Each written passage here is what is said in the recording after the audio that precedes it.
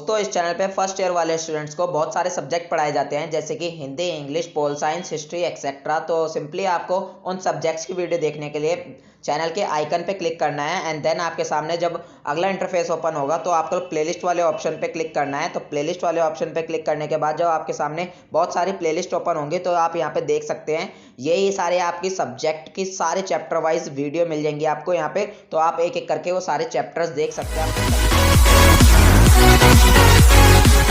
Welcome to Shrivastava classes. तो आज के इस वीडियो के अंदर हम अपने सब्जेक्ट हिंदी AECC हिंदी भाषा और संप्रेषण, ठीक है, इसकी यूनिट फर्स्ट भाषिक संप्रेषण स्वरूप और सिद्धांत का फर्स्ट चैप्टर संप्रेषण की अवधारणा, महत्व और प्रक्रिया करने वाले हैं। ठीक है, आज के इस वीडियो के अंदर हम अपने सब्जेक्ट हिंदी AECC को स्टार्ट करेंगे।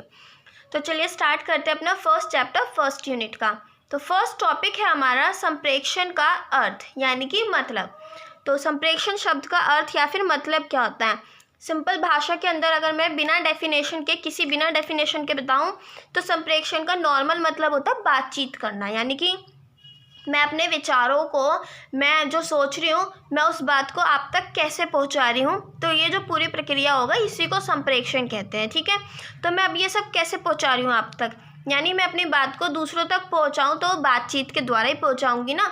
तो इसलिए संप्रेषण का नॉर्मल मतलब होता है बातचीत करना, अपने विचारों को दूसरों तक पहुंचाना। ठीक है, तो फर्स्ट पॉइंट हमारा अपनी बात को दूसरों तक पहुंचाना और दूसरों की बात को समझना संप्रेषण कहलाता है। मैंने अभी बताया ना, अपनी बात को दूसरों तक पहुँचाना और उनकी बात को समझना संप्रेषण कहलाता है।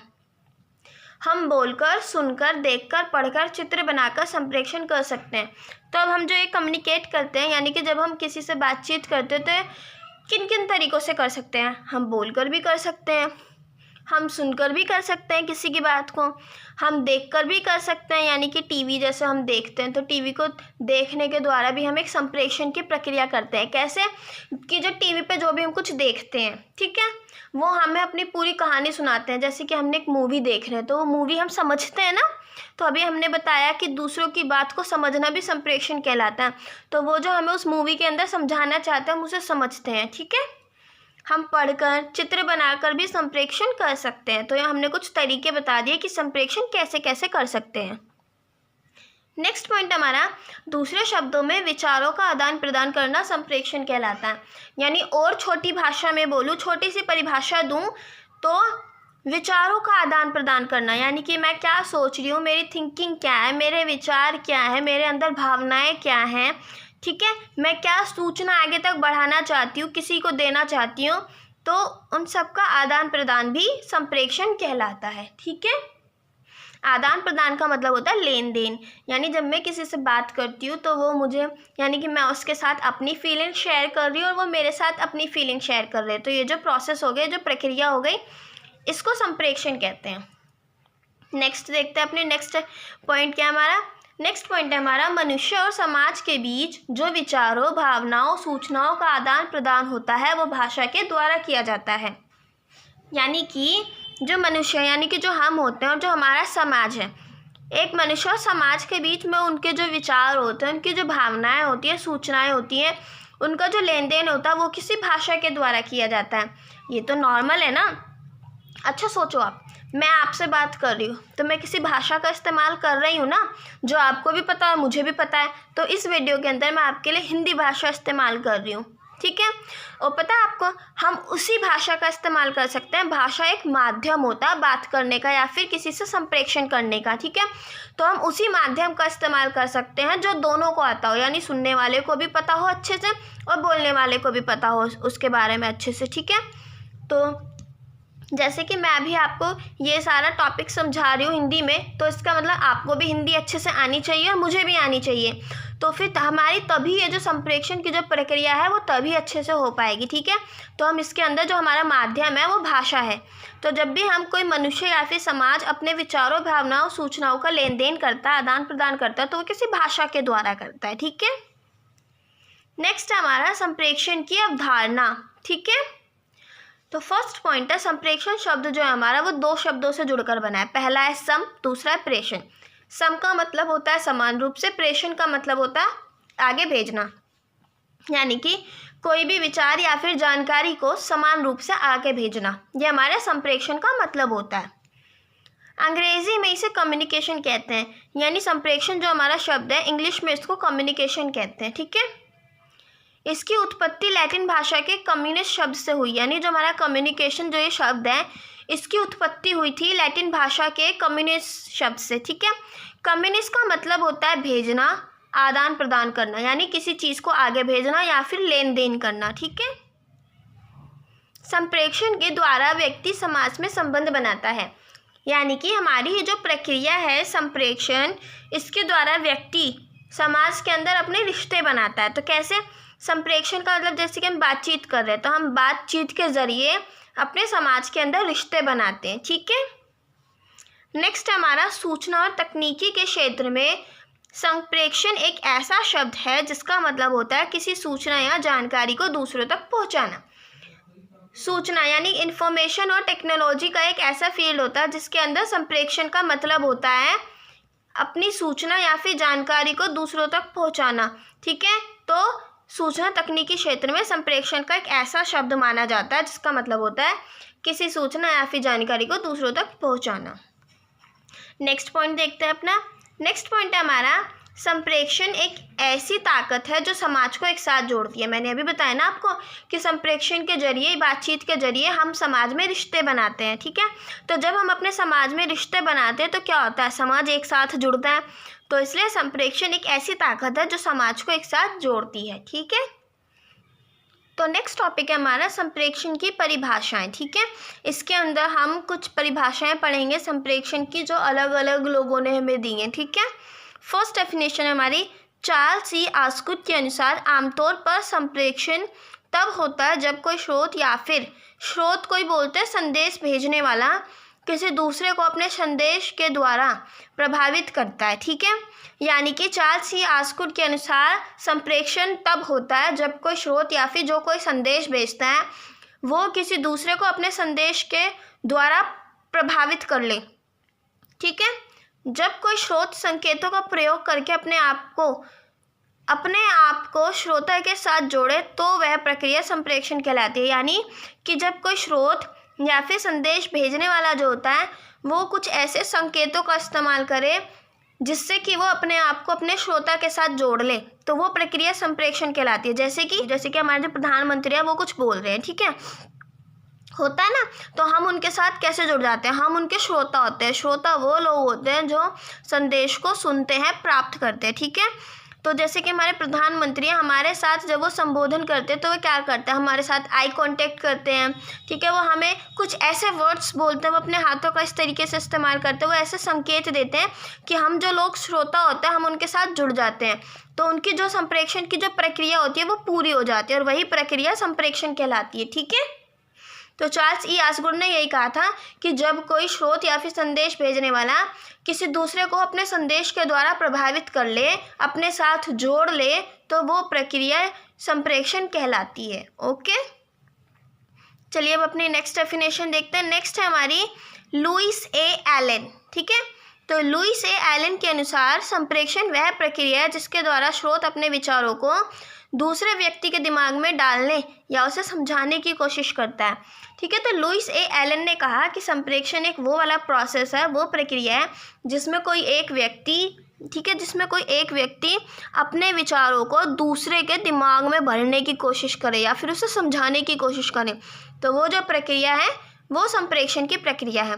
जैसे कि मैं हूँ यहाँ पे, मैं अपनी सारी बातों को, मैं इस चैप्टर को आपके दिमाग में डालने की कोशिश कर रही हूँ, आपको समझाने की कोशिश कर रही हूँ, तो ये जो हमारी पूरी प्रक्रिया हो गई इसे संप्रेषण कहेंगे। ओके, नेक्स्ट देखते हैं अपना। नेक्स्ट हमारा E.M. रोजर के अनुसार संप्रेषण वह प्रक्रिया है जिसमें स्रोत या फिर जो श्रोता होता है उसके बीच में जो सूचनाएं होती है उसका आदान प्रदान होता है। यानी कि स्रोत यानी कि वो जो मैसेज को भेजता है, श्रोता यानी कि वो जो मैसेज को सुनता है, प्राप्त करता है। ठीक है, तो जब इन दोनों के बीच में सूचनाओं का लेन देन हो तो वो प्रक्रिया संप्रेषण कहलाएगी। ओके, अब हम देखेंगे अपना नेक्स्ट टॉपिक संप्रेषण का महत्व। ठीक है, तो हम इसमें 4-5 महत्व पढ़ेंगे। पहला है इसका सूचना, यानी सूचनाओं को किसी और को तक पहुंचाना। पहला महत्व है हम संप्रेषण के द्वारा अपनी जो सूचना होती है उसको आगे तक पहुंचा सकते हैं, यानी कि संप्रेषण के जरिए सूचना का लेन देन होता है, इसलिए सूचना का लेन देन संप्रेषण का महत्व है। ठीक है, तो संप्रेषण के जरिए हम अपनी सूचना जो होती है उसे आगे तक भेज सकते हैं, अपनी सूचना का, अपनी जानकारी का लेन देन कर सकते हैं। नेक्स्ट देखते हैं अपना, हमारा नेक्स्ट महत्व है मनोरंजन। सिंपल शब्दों में अगर मैं आपको नॉर्मल शब्दों में बताऊं तो संप्रेषण के द्वारा हम किसी का मनोरंजन भी कर सकते हैं, यानी किसी को एंटरटेन भी कर सकते हैं। ठीक है, तो जीवन में मनोरंजन बहुत ज़रूरी है। हमें भी पता है अगर मनोरंजन नहीं होगा तो हमारी जो लाइफ होगी वो कितनी बोर हो जाएगी, है ना। तो मनोरंजन भी बहुत ज़रूरी है। संप्रेषण के द्वारा हम एक दूसरे को एंटरटेन करने की कोशिश करते हैं, तो संप्रेषण की जो प्रक्रिया है उसके द्वारा हम एक दूसरे को एंटरटेन कर सकते हैं, मनोरंजित कर सकते हैं। कैसे हम करते हैं ना, किसी को बातचीत के थ्रू, कभी कोई बैठे हैं, बहुत सारे लोग बैठे हैं तो वो एक दूसरे को जोक्स सुना रहे हैं, ठीक है ना, तो ऐसे छोटे छोटे चुटकुले सुना रहे हैं, तो क्या होता है कि हम एक दूसरे को एंटरटेन कर रहे हैं, एक दूसरे के विचारों भावनाओं को समझाने का प्रयास करते हैं। तो क्या होता है, लोग जो एक साथ बैठे होते हैं वो एक दूसरे के विचारों को समझाने की कोशिश करते हैं, अपने जो उनकी भावनाएं होती है वो दूसरों को समझाने की कोशिश करते हैं, उन्हें एंटरटेन करने की कोशिश करते हैं।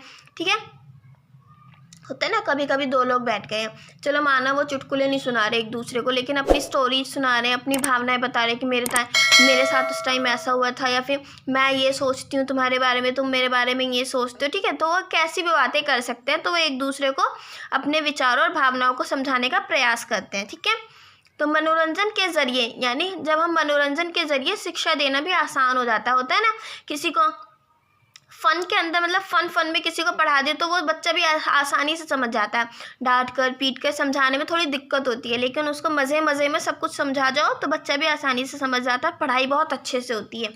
ओके, तो संप्रेषण का दूसरा महत्व ये हो गया कि मनोरंजन के जरिए, मतलब कि हम संप्रेषण के ज़रिए मनोरंजन भी कर सकते हैं, दूसरा इसके द्वारा हम बच्चों को पढ़ा भी सकते हैं। ठीक है, नेक्स्ट देखते हैं हमारा व्यक्तिगत ज़रूरत, यानी कि हर एक इंसान की कुछ ज़रूरत होती है, वो भी हम संप्रेषण के ज़रिए पूरी कर सकते हैं। जैसे कि हम अपने पूरे दिन में ऐसे बहुत से काम करते हैं जिनके लिए हमें संप्रेषण की ज़रूरत पड़ती है। जैसे अगर मुझे खाना चाहिए तो मैं अपनी मम्मी से बोलती हूँ मम्मी खाना दे दो, पानी चाहिए तो पानी दे दो। ठीक है, कुछ काम करना है या फिर कुछ सामान खरीदने जा रहे हैं हम बाहर, तो हमारे से बहुत से काम होते हैं जिनके लिए हमें संप्रेषण की ज़रूरत होती है। तो हमारी ज़रूरतें संप्रेषण के बिना पूरी नहीं हो सकती। ओके, नेक्स्ट हमारा व्यक्तिगत संबंध।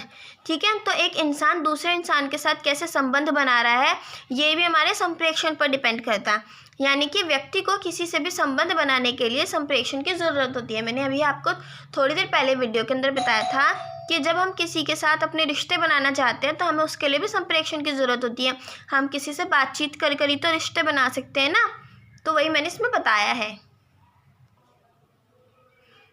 तो नेक्स्ट है हमारा आग्रह या फिर किसी को मनाना। आग्रह करने का मतलब होता है किसी को किसी चीज़ के लिए मनाना। ठीक है, तो हम संप्रेषण के द्वारा किसी से आग्रह कर सकते हैं, मना सकते हैं। ठीक है, तो इस प्रकार का संप्रेषण विज्ञापनों में किया जाता है। ठीक है, जैसे विज्ञापनों के अंदर ग्राहक को मनाया जाता है कि वो हमारी चीज़ को खरीदे। विज्ञापन बनाए इसलिए जाते हैं फ्रेंड्स कि हाँ वो हमें अपनी चीज़ों की तरफ अट्रैक्ट करे, हमें आकर्षित करे कि हाँ हम उन चीज़ों को खरीदें। ठीक है, तो विज्ञापन ग्राहक को मनाया जाता है कि वो उनकी चीज़ को खरीदे। विज्ञापनों को इस तरह बनाया जाता है कि ग्राहक उसे देखकर खुश हो जाए और उसे खरीदना चाहे, उस चीज़ को खरीदना चाहे। ठीक है, तो हम संप्रेषण के महत्व में हमने 5 पॉइंट्स पढ़े कि हम इसमें सूचना का लेन देन कर सकते हैं संप्रेषण के ज़रिए, मनोरंजन हो सकता है, व्यक्ति की जो खुद की ज़रूरतें होती हैं, हर इंसान की खुद की ज़रूरतें होती हैं, वो बिना संप्रेषण के पूरी नहीं की जा सकती। एक इंसान दूसरे इंसान के साथ जब संबंध बनाना चाहता है, रिश्ते बनाना चाहता है, तो वो भी संप्रेषण के उससे ही बना सकता है। या फिर अगर हमें किसी को किसी चीज़ के लिए मनाना है, आग्रह करना है, तो वो भी हम संप्रेषण के ज़रिए कर सकते हैं। ठीक है, नेक्स्ट टॉपिक है हमारा संप्रेषण की प्रक्रिया। तो इसके अंदर हम पूरी संप्रेषण की प्रक्रिया को पढ़ेंगे। तो फर्स्ट पॉइंट है संप्रेषण मानव के जीवन में बहुत ज़रूरी है। तो हमने अभी देखा कि जो संप्रेषण है यानी कि अपने विचारों को दूसरों तक बांटना या फिर अपनी भावनाओं को बांटना, बातचीत करना, ये बहुत ज़रूरी है। ठीक है, इसके बिना तो कुछ हो ही नहीं सकता। ठीक है, मनुष्य का सोचना समझना, उनका पूरा व्यवहार संप्रेक्षण के अंदर आता है। यानी हम क्या सोच रहे हैं, हम क्या समझ रहे हैं, हमारा जो पूरा बिहेवियर होता है, पूरा व्यवहार होता है, वो संप्रेक्षण के अंदर आता है। लासवेल के अनुसार संप्रेक्षण की जो प्रक्रिया है, इसमें इन सब बातों को समझना होता है। यानी लासवेल जो थे, उन्होंने कहा कि संप्रेक्षण की जो प्रक्रिया होती है, इसके अंदर हमें कुछ बातों को समझना होता है। पहला कि कौन कहता है, यानी कि जो बात कहने वाला है वो कौन है, ठीक है। दूसरा कि क्या कहता है, यानी जो बात कह रहा है उसने कही, कौन सी बात कही है, ठीक है, उसने क्या कहा है। तीसरी बात कि किस माध्यम से कहता है, यानी कि वो किस माध्यम का इस्तेमाल कर रहा है, माध्यम का मतलब किस भाषा का इस्तेमाल कर रहा है, ठीक है। चौथा किसको कहता है, यानी कि वो कहने वाला अपनी बात कह किसे रहा है, ठीक है, सुनने वाला कौन है। चौथा कितने प्रभाव से कहता है, यानी कि वो अपनी बात को अपने श्रोता को, अपने सुनने वालों को किस प्रभाव से कह रहा है, ठीक है, ज़ोर से कह रहा है, हल्के से कह रहा है, अपनी बात पर कितना ज़ोर देकर कह रहा है, किस तरीके से कह रहा है, ये सब आ जाता है, ठीक है। तो अब देखते हैं अपने जॉन कार्टर के अनुसार संप्रेक्षण की प्रक्रिया के कई भाग होते हैं। तो जो जॉन कार्टर थे, उनके अनुसार जो उनकी संप्रेक्षण की प्रक्रिया थी, उन्होंने उसको कई भागों में बांट दिया। पहला वक्ता यानी कि स्रोत, यानी बात को कहने वाला, ठीक है। दूसरा अपनी बात को रखने का तरीका, कि बात को रखने का तरीका क्या है। तीसरा संदेश, कि वो मैसेज क्या है, कि वो जो अपने विचारों को, जो जानकारी है, वो जो उसे आगे बढ़ा रहे हैं, वो क्या है, वो संदेश क्या है। चौथा माध्यम, यानी कि इस भाषा का उपयोग किया जा रहा है, माध्यम क्या है। पांचवा श्रोता, यानी कि प्राप्तकर्ता, जो मैसेज को सुनता है, प्राप्त करता है, ठीक है। छठा प्रतिक्रिया, यानी कि जब बात को सुनने वाला जो श्रोता होता है, वो उस मैसेज को सुनने के बाद अपनी क्या प्रतिक्रिया देता है, ठीक है। या फिर नेक्स्ट होता है हमारा संदेश का मतलब, यानी कि अब उसने उस संदेश का मतलब क्या समझा है, हमारे श्रोता ने वो जो उसे संदेश मिला, उसने उसका मतलब क्या समझा, ठीक है।